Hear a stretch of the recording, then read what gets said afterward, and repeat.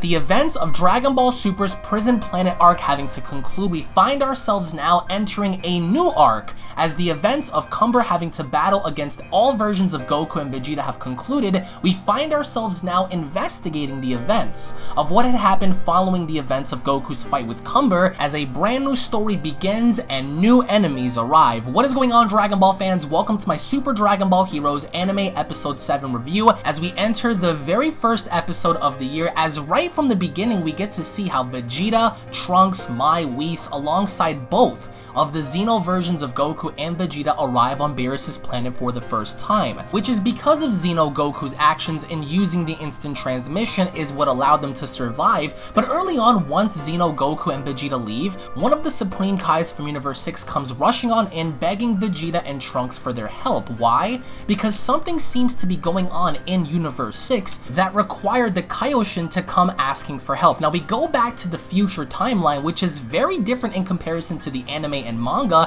in witnessing both Kale and Caulfia alongside Hit battle against a twin duo, in which these two duos are indeed Neo machines. Now what's really cool about this is seeing Kaba, Kale, Caulfia, and Hit work together in order to fight against the common enemy. Now keep in mind, this is after the Tournament of Power, so each individual character is significantly more powerful than their counterparts seen in the TOP.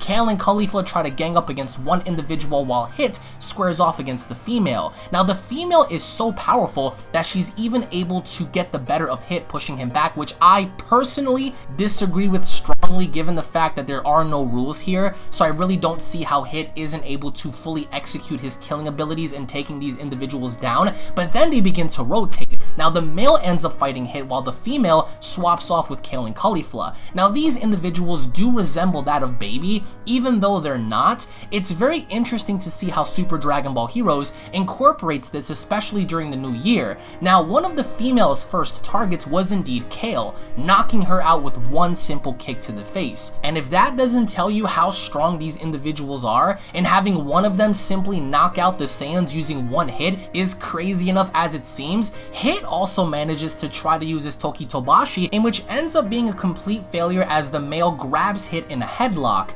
Now again, I really do strongly feel like this entire fight was enjoyable for the simple fact that we see multiple characters actually working together in their attempts of stopping said individuals, but I really did enjoy how finally at least Hit was able to get the better of the male while Caulfia fought the female. Now I will say, from a personal perspective, I really did enjoy this episode a lot because it allowed us to see what Universe 6 was capable of, or more or less doing after the TOP, which is something that we never got to see in the Dragon Ball Super manga, given the fact that now we're entering the story of Moro, and the Dragon Ball Super Broly movie, which includes everybody else except the characters of Universe 6. So with this brand new arc having to take place, at least we get to see firsthand what Hit, Caulfia, Kale, Kaba, Trunks, everyone else was up to.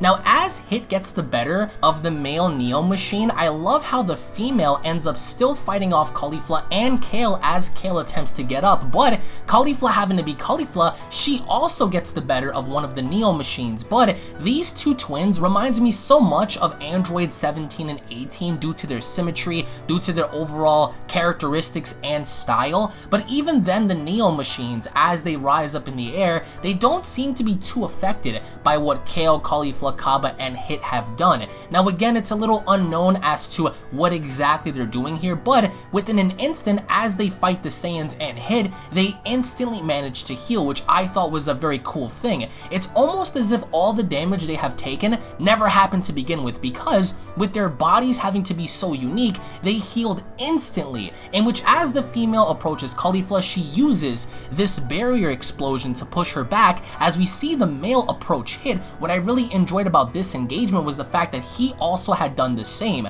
He used this energy-like barrier explosion to even push Hit back far enough, and I personally really enjoy the character of Hit, and it was really underwhelming to see how he wasn't using Toki Tobashi as much, but it proved from the beginning that Toki Tobashi, aka Time Skip, really did nothing to help in this situation. And as the two Neo machines were going to go off in finishing off our characters, Trunks and Vegeta arrived. Now what I really enjoyed about this is seeing how Kaba said Shisho, which is Master, and Hit even being dumbfounded as to what Trunks and Vegeta were doing there. Now again, this is the first time that anyone had met Trunks in that specific universe, and as the Neo Machines look on, they don't seem to be disgruntled or nervous at all, because as Vegeta steps in, he transforms into a Super Saiyan as Trunks pulls out his sword, transforming as well, which is a really cool thing to see father and son versus this new machine duo, which I thought was pretty wacky in and of itself. But from a faraway place, we see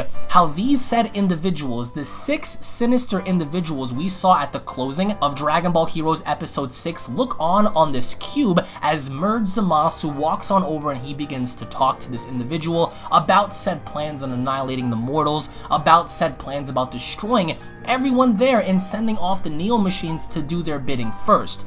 Now, this version of Zamasu is one of the originals. He is known as Punished Zamasu, which I think is a pretty cool concept and idea. Now, the Neo Machines back in the future timeline, as they're getting pushed back, it looks like Trunks and Vegeta do have the upper hand in this fight, which I think is a really good idea to have, especially seeing what Vegeta and Trunks were capable of against Zamasu in Dragon Ball Super. But the Neo Machines were really something different, and I really did love their approach in having a male and female combat our heroes, as the anime episode lasted just about 7.5 minutes, which was okay for an episode, but this was really enjoyable in seeing basically 2 versus 5 in the beginning before Trunks and Vegeta had arrived. Now again, there's no word as to where Goku is, there's no word as to what happened to Cumber. Cumber is under the influence right now and under the possession of Zamasu, so given his status, he most definitely is alive and will be showing up perhaps maybe sometime down the line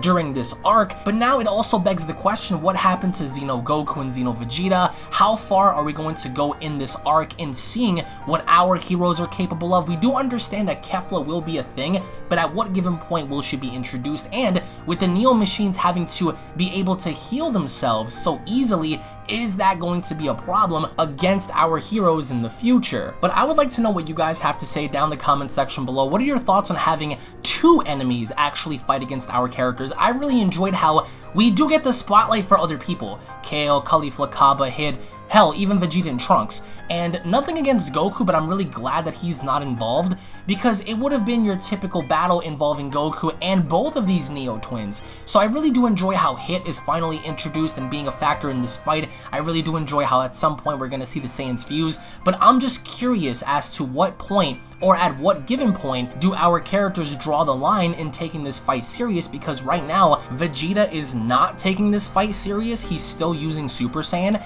and until he goes blue, only then could you understand that this is a really serious situation, and it should be, given how Hit's getting pushed back, the Neo Machines seem to heal instantly. It's a really interesting turn of events, especially in seeing what these 2 are capable of. But for me, I really did enjoy this episode. I think I enjoyed this episode a bit more than episode 6, just because it was really cool to see how they were in the future timeline. They were in some timeline, at least, in Universe 6, because we saw the future Trunks setting, the entire destroyed city, the green atmosphere, so it kind of gave off that vibe that they were in the future. Maybe they were in the future of Universe 6, who knows? But they're definitely in Universe 6 for sure, which is why Vegeta and Trunks had arrived and using their abilities to help. So in the end, what did you guys think about this? Did you guys enjoy this episode? Did you guys hate this episode? What are some of your critiques? And overall, what did you guys think of the battles? Let me know in the comment section below. Thank you all once again for watching. If you guys are new to this channel, then do make sure to go on ahead and smash that subscribe button, guys. Slap a like down below if you guys enjoyed. Tune back in for the next video,